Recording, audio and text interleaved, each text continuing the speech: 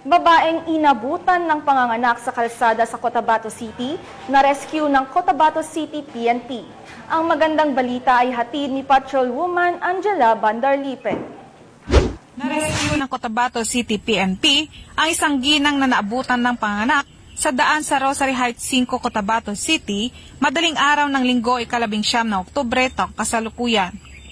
Kinilala ang ginang na si Maricel Gani, isang ina na nanganganak at walang kakayahang makapunta sa ospital.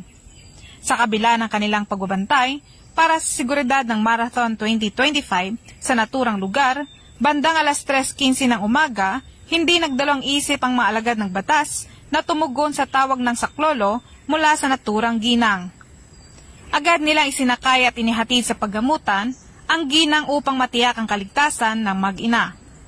Dahil sa mabilis at taus-pusong aksyon ng Cotabato City Police Office Team, ligtas na naipanganak ang sanggol at naisalba ang buhay ng mag-ina. Isang inspirasyon ay pinamalas ng grupo sa tunay na diwa ng serbisyong may puso, handang tumulong kay sa gitna ng tungkulin at panganib. Mula rito sa Rio ng Bangsamoro, ako ang iyong Police News Network Correspondent, Patrolwoman Angela Bandarlipe, alagad ng batas, tagataguyod ng balitang pulis.